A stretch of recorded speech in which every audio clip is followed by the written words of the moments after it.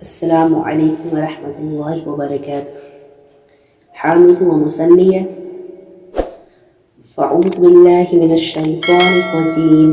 بسم اللہ الرحمن الرحیم. کل نفس ذائقۃ الموت.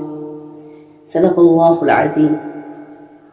وقال النبی صلی اللہ علیہ وسلم اکثر الذکر وحازم اللذات او کما قال علیہ الصلاۃ والسلام. میرے پیارے بھائیوں اور بہنوں، آج ہم موت سے متعلق چند باتیں کرتے ہیں.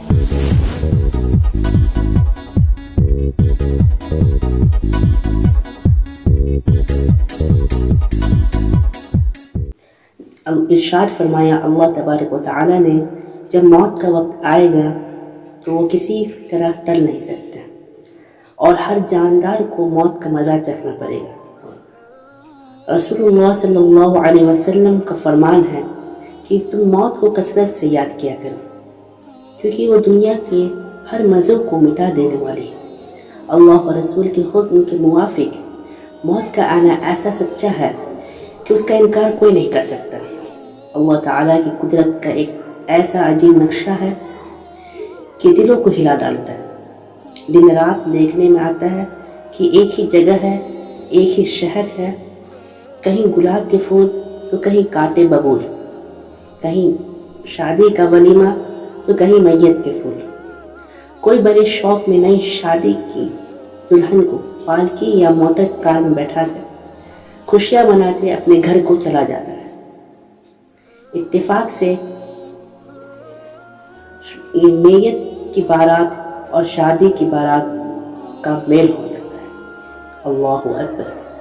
میرے بھائیوں اور بہنوں، عقل مند وہ شخص ہے جو مرنے سے پہلے موت کی تیاری کرتے ہیں.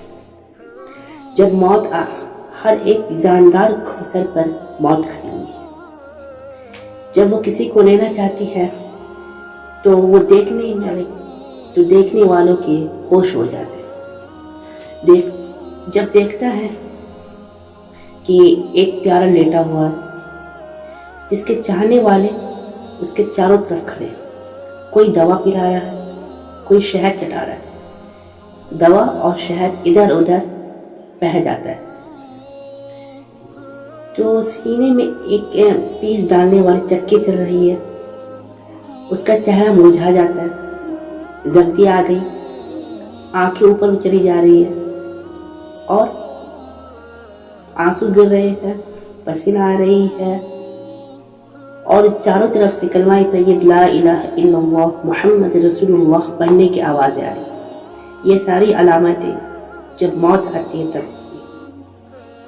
میرے پیارے بھائیوں اور بہنوں، حضرت فاطمہ رضی اللہ عنہا کا ایک اہم پہلو جو ہم سبھی کے لیے نہایت سبق آموز ہے.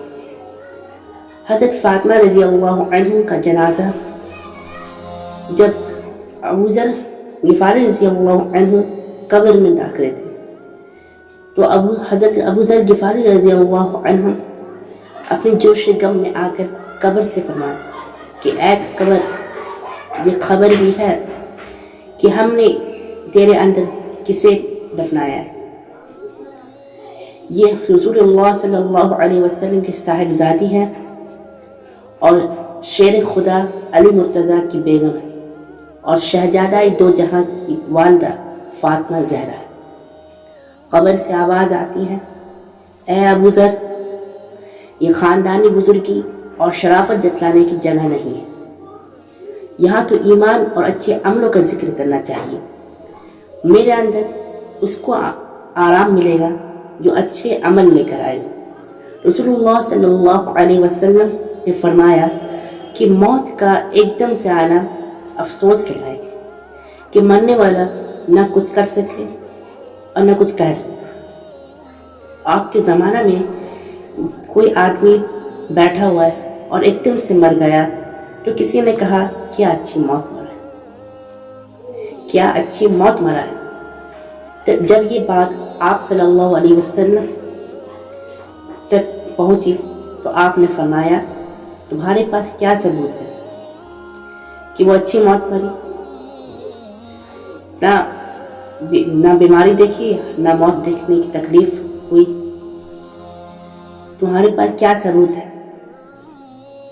تو آپ صلی اللہ علیہ وسلم نے فرمایا کہ جب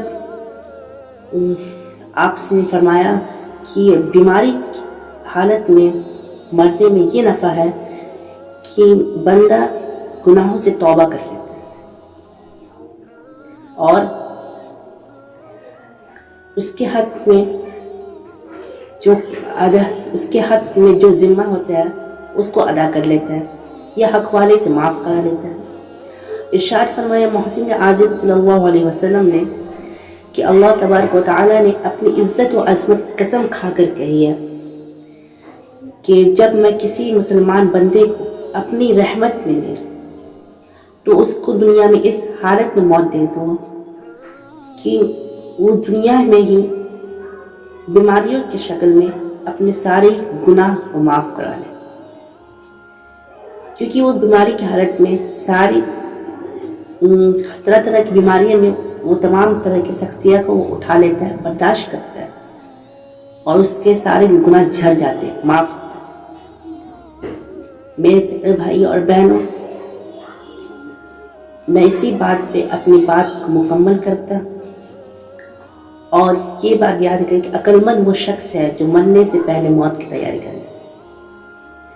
وما علینا الا البلاغ۔